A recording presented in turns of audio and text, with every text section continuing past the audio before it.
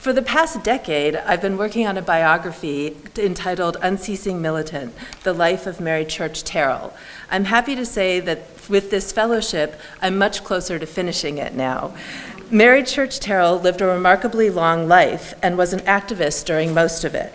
She was born a slave in Memphis, Tennessee in 1893 during the Civil War to enslaved parents, both of whose white fathers were also their owners. She died at age 90, the year of the Brown v. Board decision, and in 1954, and her life provides us with an interesting insight into the Black freedom struggle over those many decades.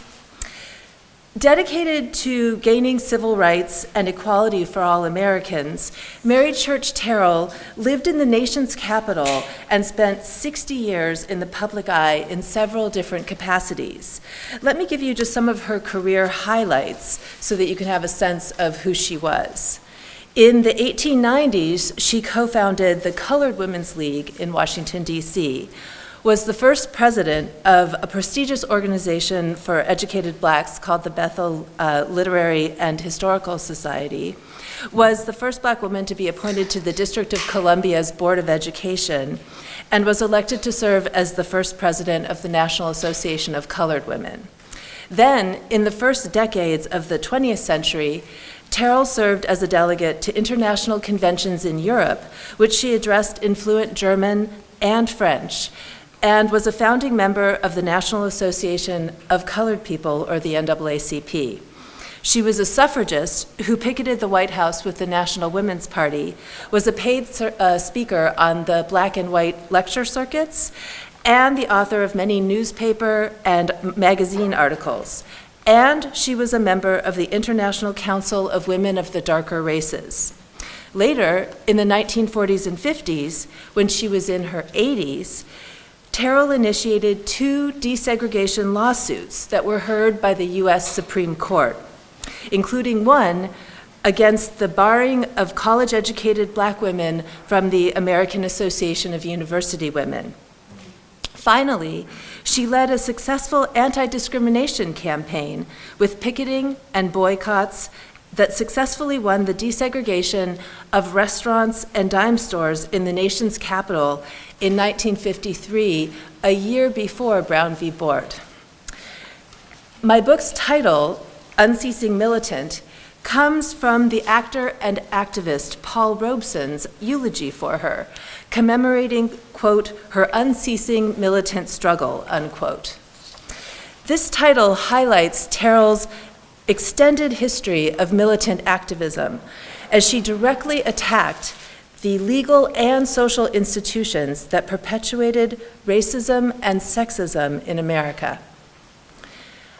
I first became interested in Mary Church Terrell while writing a book called Articulating Rights, 19th Century American Women on Race, Reform, and the State, in which I examined the writings and speeches of several Black and white women activists, arguing that their political thought shaped the emergence of a stronger central government over the course of the 19th century. My last chapter on Terrell's political thought argued that she rejected states' rights and advocated for a stronger federal government because she believed in national solutions to racism and discrimination in the US, such as congressional enforcement of the 14th Amendment, federal anti-lynching laws, and a new constitutional amendment for women's suffrage. As I prepared to write about Terrell, I read widely about her and the organizations in which she was involved. I looked, of course, for biographies on her and found to my surprise that there had never been a full-length biography written for adults, although there are many for children, on Terrell. And this is despite the fact that she was, in the decades around the turn of the century, one of the most prominent Black women reformers in the nation. Groundbreaking work by Black women's historians has established Mary Church Terrell as a significant public figure, especially surrounding her 1896 to 1901 presidency of the National Association of Colored Women's Clubs, which is also called NAACP. Unceasing Militant builds on this work and makes her multidimensional life story available to all.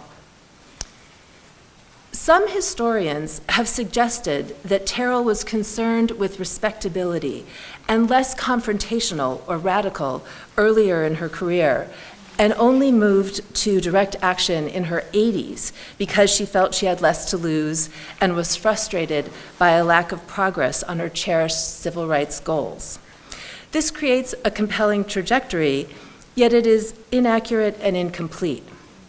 Terrell did not suddenly become an emboldened militant, although her post-World War II desegregation campaign certainly used a combination of techniques that became more commonly associated with the civil rights movement after 1955, including lawsuits, picketing, sit-ins, and boycotts of recalcitrant businesses. In fact, Terrell had already tried these approaches in earlier anti-discrimination campaigns. A more accurate interpretation is that just after World War II, a larger number of African Americans were ready to join Terrell and her longtime compatriots in the Black freedom struggle. Terrell's long career suggests that we are better served by taking a more continuous view of a Black freedom struggle that culminated in the civil rights movement of the 1950s and 60s. Her life shows us that one Black American's long fight against racist practices, laws, and institutions can make a difference, and it also demonstrates that the struggle did finally gain greater traction in the decades after the Second World War. My biography provides compelling proof that Terrell was as confrontational against racism and sexism during the early decades of the 20th century. At that time, she wrote numerous hard-hitting articles and speeches against lynching, the convict lease labor system, and segregation. Contrary to the conventional narrative, Terrell did not come to the tactic of picketing for the first time in her late 80s. During World War I, she picketed with the National Women's Party to win the right to vote for all women. She and her daughter Phyllis, about 20 years old at the time, risked arrest and violence by standing on the picket line in front of the White House demanding women's suffrage. And Terrell did not suddenly begin to challenge segregation in her 80s. Instead, she bravely engaged in direct action protests throughout her life. In 1930, for example, Terrell and two other Black women decided to eat at a whites-only restaurant in the U.S. Capitol building while attending a child welfare conference. This led to a confrontation with the white cafeteria manager, the flight of her Black friends, the arrival of a white police officer, and the gathering of a white crowd to watch, as Terrell calmly but defiantly finished her meal before leaving the restaurant accompanied by the police officer. Just as some have mistakenly characterized her as radicalized only in her old age, Terrell has been one-dimensionally caricatured as an elite and elitist member of the educated professional class that W.B. Du Bois called the talented 10th. The truth is more complicated. She was certainly far more privileged than most white or Black Americans, especially in her youth, for although her parents had been enslaved, they became successful entrepreneurs and property owners during and after Reconstruction. Dissatisfied with the poor quality of schools available to Black youths in Memphis right after the Civil War, her parents paid for her to be educated in the North from the age of 8 years old on. And after she graduated from Oberlin College in 1884, as one of the few women, Black or white, to graduate with a so-called gentleman's degree, or a bachelor's degree that took 4 years to get, the ladies' course was a 2-year course. She traveled and studied in Europe for 2 years with generous financial support from her father, who had, by that point, become a wealthy businessman by developing Memphis's Beale Street into the mecca for the blues and nightlife that we know it as today. Then, in 1891, Mary Church, who went by the nickname Mollie, solidified her class status by marrying Robert Terrell. Robert Terrell was also a former slave, although he had lived for 8 years as a slave, as opposed to her birth during the Civil War. And he had graduated from Harvard University. He had a good professional job in the U.S. Treasury Department when they married, and once Robert completed his law degree at Howard University, he worked as a lawyer and then as a principal of the M Street Colored School. It's the high school in DC at the time, and it was quite well known for being a good public high school in spite of its segregated status. Upon the recommendation of Booker T. Washington, Robert was appointed by President Theodore Roosevelt as a Justice of the Peace in 1901, and later became the first Black municipal court judge in the District of Columbia. Robert Terrell was a strong supporter of his wife's activism. His supportive role as her partner husband is crucial to understanding her successful public work. This is a picture of her at about the time of her marriage in 1891. Although Mary Church Terrell was indeed a member of the Black elite, she has been mischaracterized as an elitist Black woman, one whose life and experiences were completely divorced from those of the masses. This mischaracterization may have hindered interest in writing her biography, but the truth of her life story is more complicated. She was called Mollie as a nickname, so I'm going to be calling her Mollie a lot during this talk. Mollie Church Terrell's comparative privilege, for instance, did not enable her to fully escape the racism so prevalent in American society. A young Mollie could literally feel the painful consequences of racism on her own family whenever she inserted her fingertip into the back of her father's head, where he had a bullet wound that was big enough to fit your finger in. He had been shot in the head by rioting police officers who were white and mostly Irish during the Memphis Massacre of 1866. After the riot, Mollie's father had to rebuild his business, his body, and his temperament, all of which had been severely injured. Mollie's mother owned a successful hair salon for wealthy white women, which enabled her to sustain her family, but she was unable to heal her husband, who suffered from severe migraine headaches, which made him lash out in anger at those around him. Even as a young girl, Mollie knew that it was the bullet lodged in her father's head by a racist white police officer that made him so desperately moody and violent.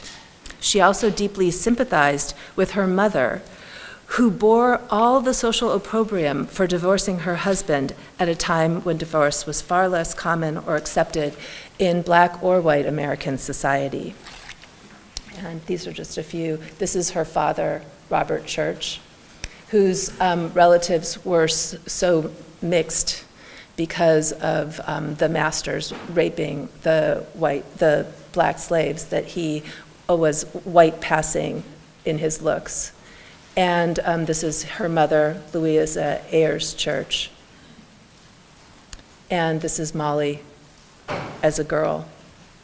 And a couple of pictures from when she was in college or high school. Oops.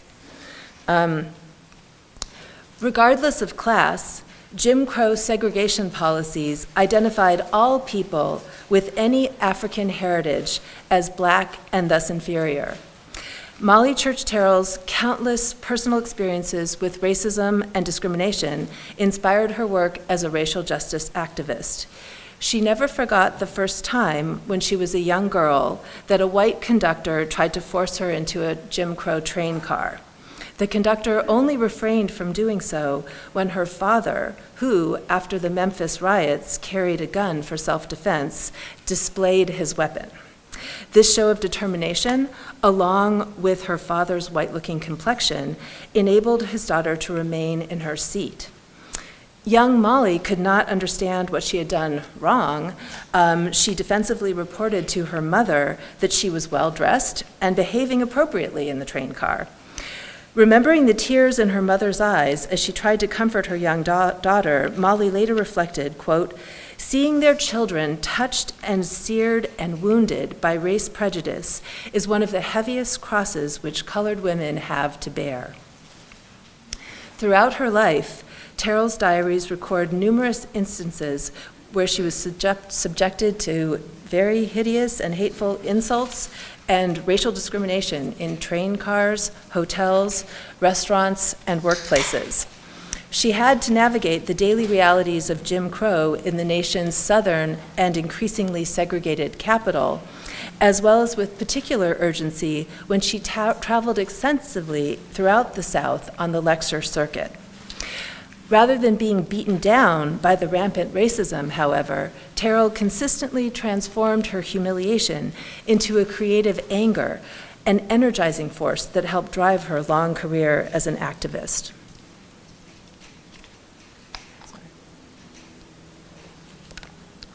Although their educational and professional achievements made the Terrell couple prominent members of the Black elite, in terms of their financial status, they were never as free from economic concerns as their membership in the talented 10th might suggest.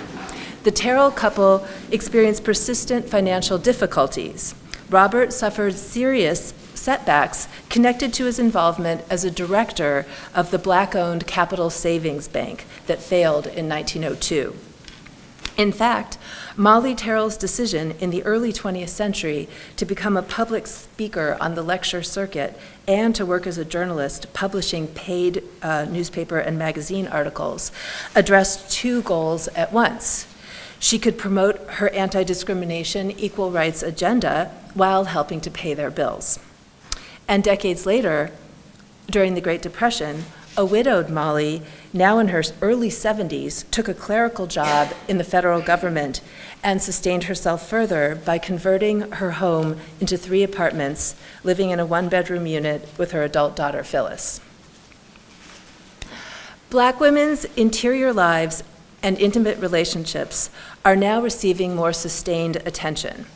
I join those who are reconceptualizing how to write life histories of prominent Black women by grappling with all aspects of their interior lives, from sexual desire to the psychic costs of racism. I'm uncovering Terrell's interior life in order to comprehend her as a daughter, wife, partner, mother, and lover, as well as a prominent feminist and civil rights advocate. The theory of intersectionality provides a useful interdisciplinary framework through which to explore the interconnections of race, gender, sexuality, and class, as well as age and able-bodiedness in Terrell's life. Mollie Church Terrell succinctly described her own intersectional status as a Black woman. She could not identify herself as one or the other, but as both. Here is one version of what she said on a regular basis, quote, "A white woman has only one handicap to overcome, that of sex. Colored men have only one, that of race. I have 2, both race and sex. I belong to the only group in the country which has 2 such huge obstacles to surmount," unquote. Black women were challenged by the double burden of being simultaneously and inseparably Black and female in a racist and sexist United States.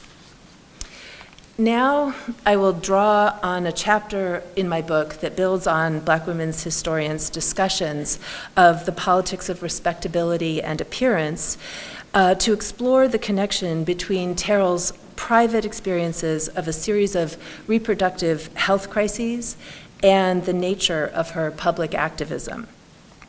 In the first year of her marriage, Terrell developed a severe kidney disease, or acute nephritis, that almost killed her and resulted in a late-term miscarriage. Over the course of 7 years in the 1890s, she suffered the tragedies of the miscarriage, a stillbirth, and the death of a newborn before finally bearing a healthy daughter. Aware of the fact that as a Black woman, she could easily be marginalized and discredited, Terrell tried to keep her reproductive health problems private, yet they were painfully public. Friends and strangers alike knew that she had been pregnant and lost these infants. Terrell was not physically disabled, but in a culture that typically only allowed fit, able, and white bodies to participate in the public discourse, Black women were automatically assumed to be disabled and diseased.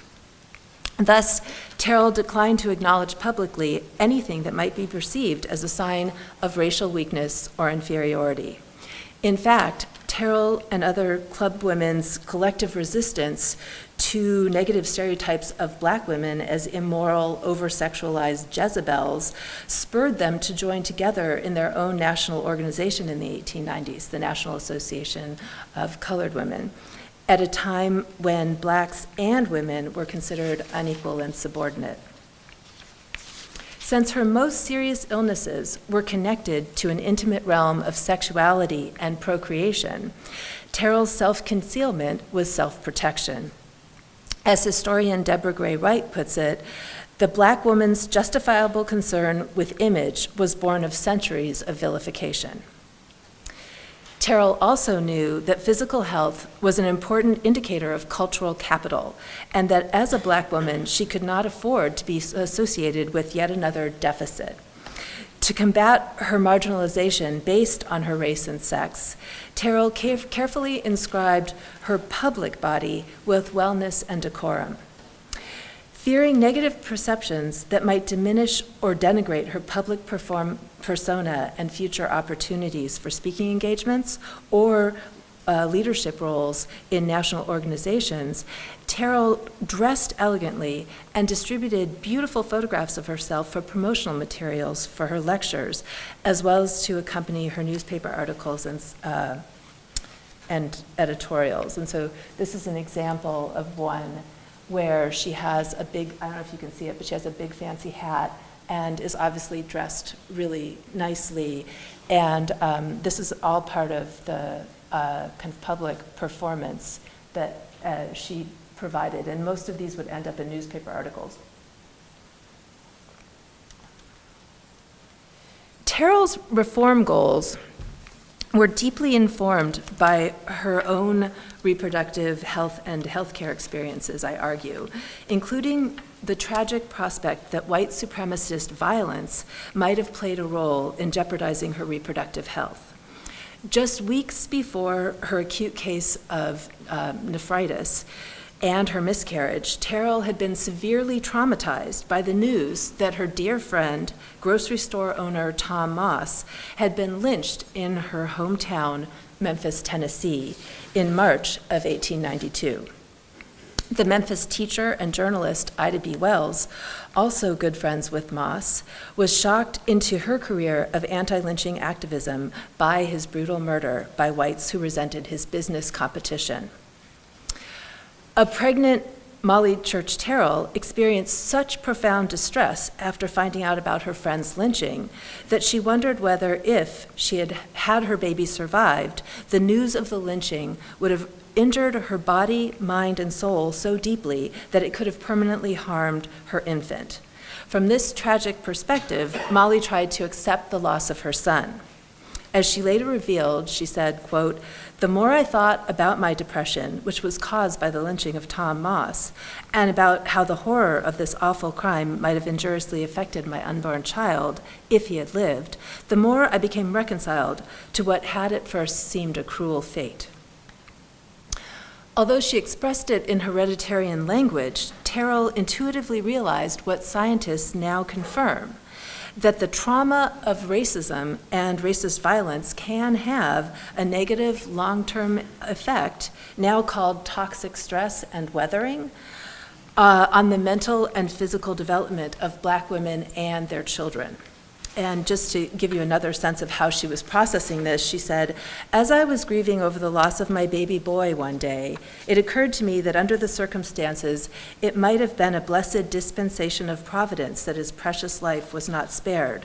The horror and resentment felt by the mother coupled with the bitterness which filled her soul, might have seriously affected the unborn child. Who can tell how many desperados and murderers have been born to colored mothers who have been shocked and distracted before the birth of their babies by the news that some relative or friend had been burned alive or shot to death by a mob, unquote. Mollie's concerns about the pernicious role of racism in threatening the health and welfare of all Black families shaped the way she viewed her own pregnancy and miscarriage. To move forward out of her horror and depression, Terrell needed to have a larger sense of purpose. She began by supporting Ida B. Wells's anti-lynching campaign.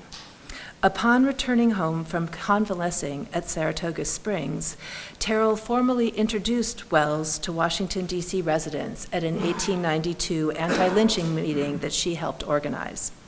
Soon after, Terrell was elected secretary of, as she described it to her husband, a committee to arrange for a repetition of Miss Wells's lecture, "Mr. Douglas Encourages Me So Much."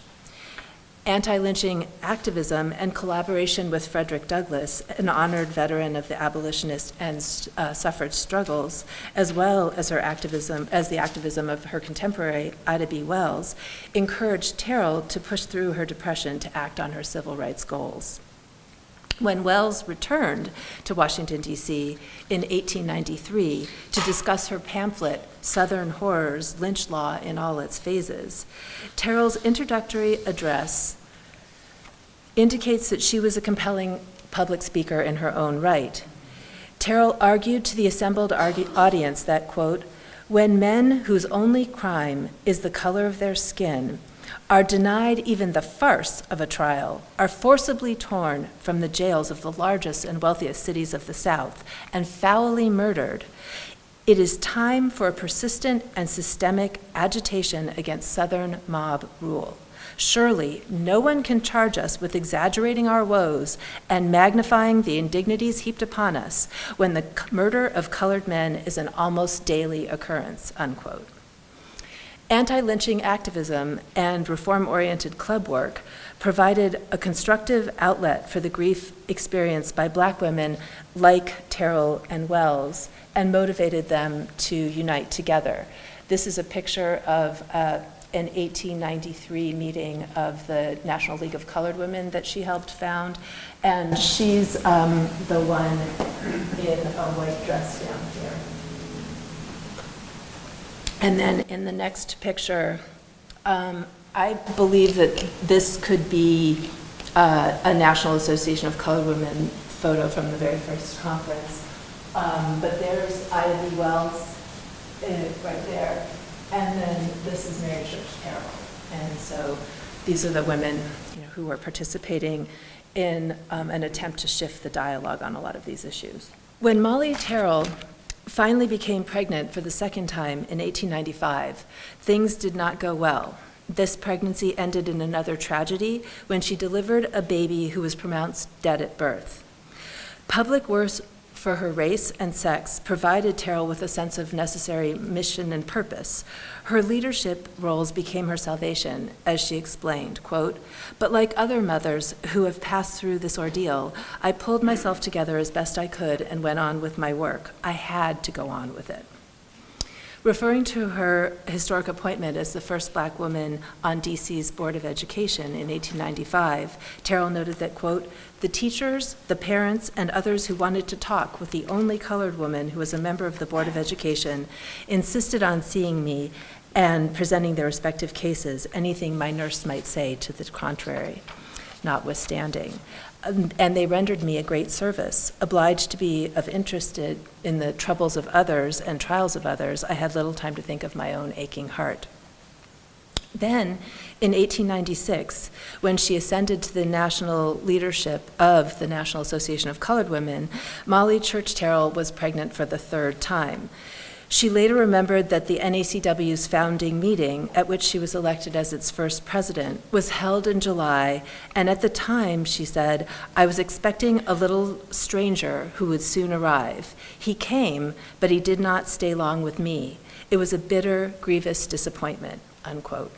Particularly heartbreaking was the fact that this third baby was born alive, giving her much hope and fleeting joy.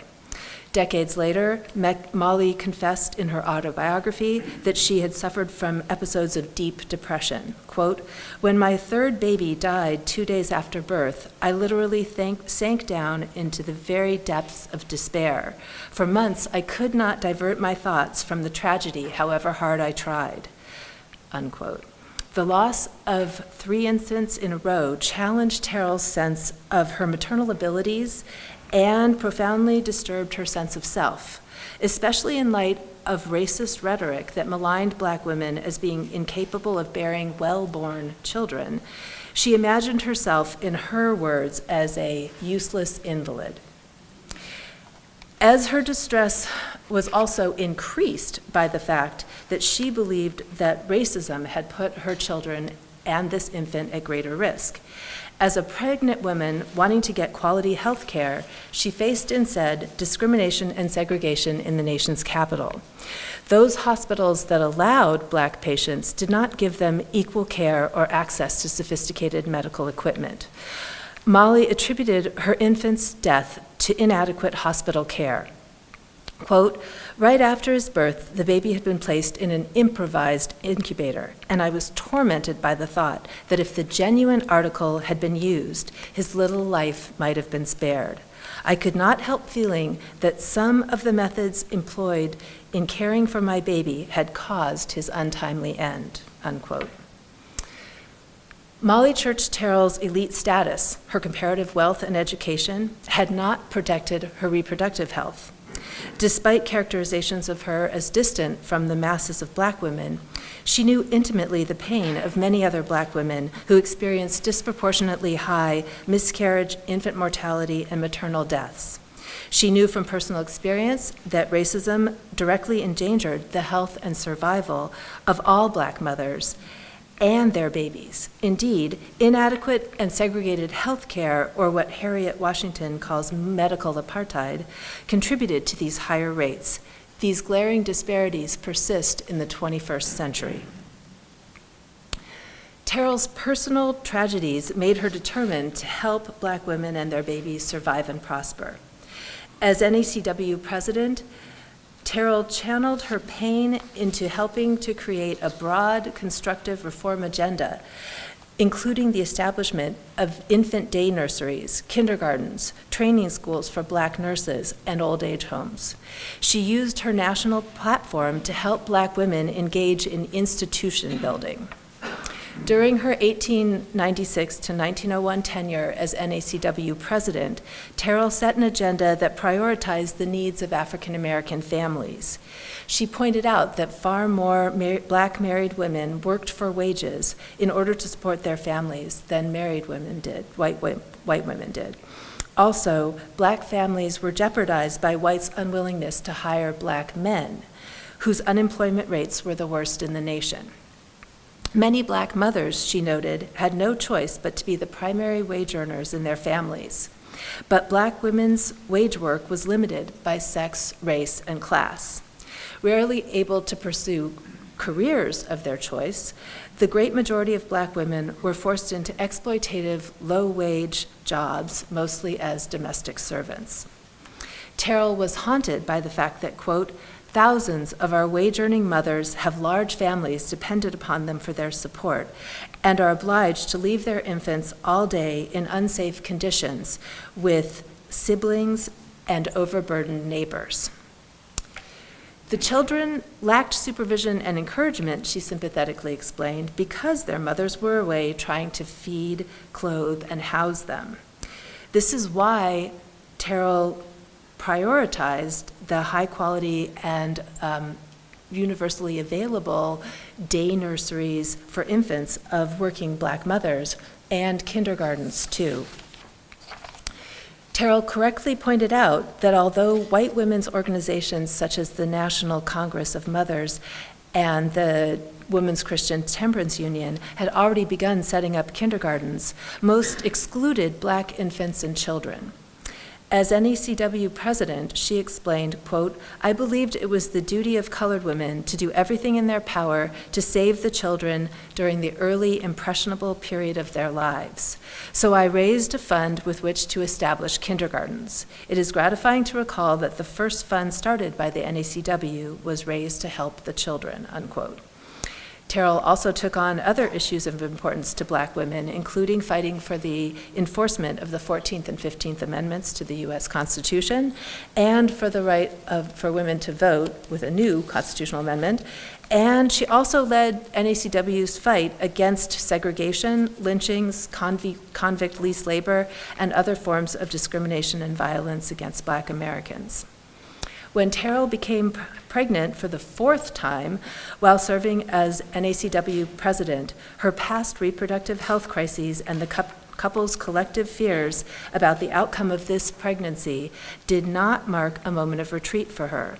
She continued her high-profile public activism. A visibly pregnant Mollie Terrell gave a major speech, for instance, at the predominantly white National American Woman Suffrage Association's 1898 convention, less than 2 months before her due date. Bursting with pride, Robert reported to his father-in-law, quote, "Mollie immortalized herself last night at the Women's Suffrage Conference. She made a magnificent address in admirable style. The theater was filled, and the reception of Mollie's speech amounted to an ovation." Desiring to emphasize just how well her speech was received, he wrote that, quote, "Several white women went so far as to hug and kiss her when the meeting closed. White and colored people mounted the stage and fairly took her off her feet. It was indeed the greatest triumph of her life thus far. When white women publicly embrace a colored woman, you know there has to be a good reason for it," unquote. As her due date approached, the couple decided that the now 35-year-old Mollie had no choice but to temporarily leave Washington, D.C. to try to attain better health care and deliver a healthy baby. Happily, their much cherished and only surviving daughter, Phyllis, was born in Philadelphia on April 3rd, 1898. The year after she successfully gave birth to her daughter, Mollie Terrell battled hard to retain her NAACP leadership position. She was criticized for doing so by her rivals, who questioned whether she was allowed by the NAACP Constitution to run for a third term. Some historians also criticize her for her ambition to continue on as president. But the fact is that this hard-fought election took place the year after she successfully gave birth to her only living child, and I think that that should really alter the way we understand her decision to fight to retain her position as president. Terrell's motivations were based on a complex combination of courage and pain, as well as on ambition and pride. And she's been criticized for these latter two, ambition and pride, but these are things that are praised by if a male has these traits, but not in females even today.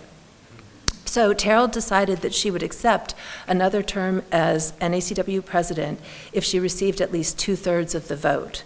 When she did receive the hoped-for endorsement of the delegates, she admitted that, quote, "Such a spontaneous outburst of confidence in me more than repaid me for all the strenuous efforts I had exerted to make the association as a whole and the convention in particular a success." Determined to continue working for better conditions for all Black women and their children, Terrell's leadership position remained a positive creative outlet for her energy, her grief, and her hopes for the future, including for her own baby daughter. Despite contests among the NAACP leadership for the presidency, Mollie Church Terrell left the organization far stronger than when it was birthed in 1896. Elegant, gracious, warm, and passionately devoted to the causes and people she held dear, Terrell remained a favorite with Black club women, and NAACP members voted her honorary president for life in 1901, and for decades invited her to speak at their national, state, and local conventions.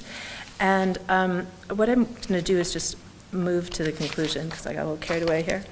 And I guess what I would say about her is that I believe that when we look at her life and we pay attention to her private life, it helps us understand her priorities in the public sphere as well.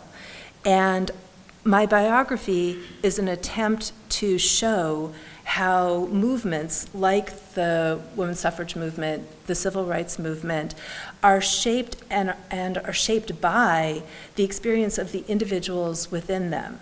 And by reclaiming the body and taking race and racism into account, I think we can see that Terrell's life story demonstrates how race, gender, intimacy, economics, and illness are all interconnected in, at least in this case, one Black woman's life. Race work took a serious toll on Black women who worked under the oppressive systems of Jim Crow racism and sexism.